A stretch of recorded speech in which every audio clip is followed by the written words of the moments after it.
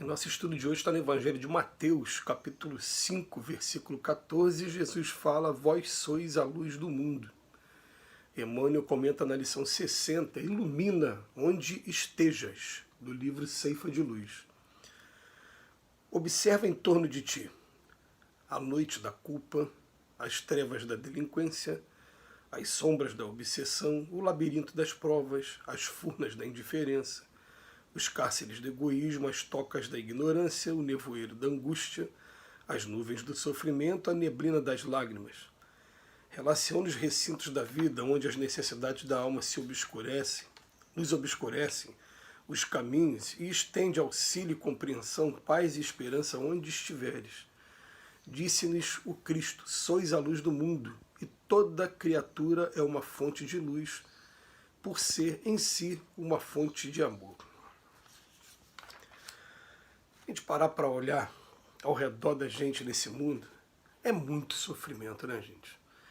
A gente para analisar com calma, o mundo de expiações e provas, ele é composto ainda por espíritos como nós, que ainda somos muito rebeldes ao Evangelho de Jesus, e nessa rebeldia a gente ainda carrega alguns vícios, e dentro de todos esses vícios, né, a gente sempre lembra, né, que tudo deriva do egoísmo, da vaidade, do orgulho, e nesse contato uns com os outros, uns com os vícios dos outros, a gente tem esses choques, esses escândalos que diz no Evangelho. Até falar no Evangelho, né, que é necessário que haja os escândalos, mas ai daqueles que provocarem os escândalos, né?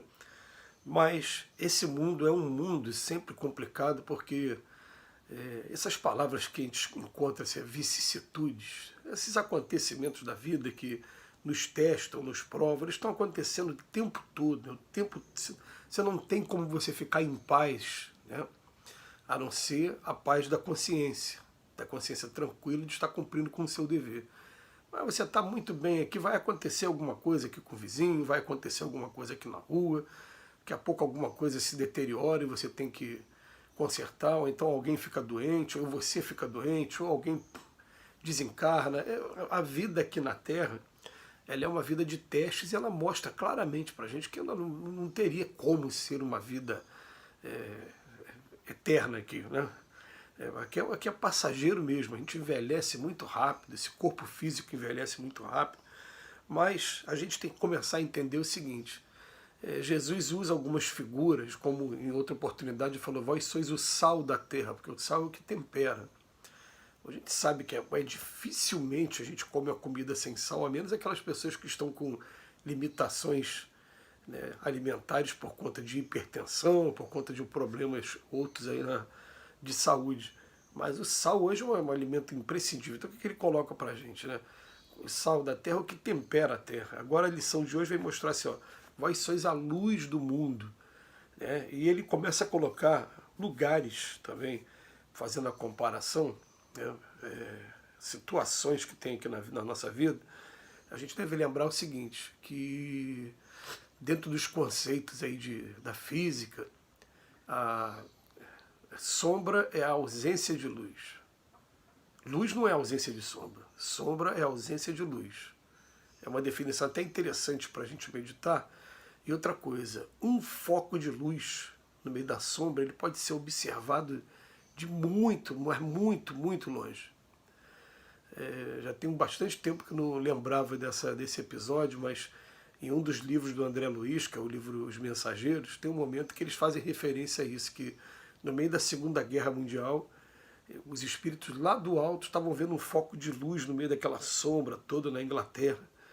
E eles ficam curiosos para ver o que é. A Inglaterra estava toda destruída, mas tinha um grupo de pessoas dentro de uma igreja fazendo uma oração, e aquela oração que aquele grupo pequenininho estava fazendo estava repercutindo lá em cima, bem longe para eles, de maneira que estava chamando a atenção deles. Quer dizer, o foco de luz, ele chama a atenção de muito longe. Então ele bota aqui para a gente vai encontrar a noite da culpa, da consciência culpada, e depois ainda principalmente do remorso, do arrependimento. As trevas da delinquência de todas as formas, todos os crimes que a gente imaginar. As sombras da obsessão, e é muito boa a comparação na sombra das sombras da obsessão, porque normalmente a obsessão, não sei o quê, são vários espíritos que estão ao nosso redor nos influenciando e dominando as nossas ideias também, porque a gente se deixa dominar pelas ideias deles. O labirinto das provas, todos esses são caminhos em que a pessoa se perde, as furnas da indiferença, os cárceres do egoísmo, tocas da ignorância, nevoeiro da angústia, você viver angustiado também, né? As nuvens do sofrimento e a neblina das lágrimas. Então, quer dizer, 2, 4, 6, 8, 10 comparações, 10 figuras de linguagem, né, que a gente vai encontrar aqui do Emmanuel, para criar a tela mental, para mostrar para a gente aonde a gente pode, aonde a gente deve se preocupar em ser luz nesse momento. E às vezes ser luz, como diz lá no Evangelho segundo o Espiritismo, no capítulo Trabalhadores da Última Hora, ele fala assim, está na hora da gente deixar nossas ocupações fúteis e procurar ocupar o nosso trabalho, o nosso tempo com o trabalho para o Cristo. Ele até fala assim, ó, é um trabalho difícil, eu sei. Você vai falar sobre mansidão para aqueles que são déspotas, que são autoritários.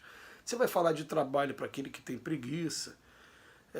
Muitas palavras que parecem que são jogadas fora, mas é preciso mesmo que a gente trabalhe, que a gente coloque a enxada no chão e que a gente vá jogando essas sementes, que essas sementes um dia elas frutificam. Dá trabalho mesmo. A gente começa a imaginar como é que é assim, né? Tudo é assim na natureza, né? Você vê, são milhões de espermatozoides para um só fecundar e dar a vida. Quantas sementes não se perdem quando a gente não vai aí fazer os nossos trabalhos aí no campo?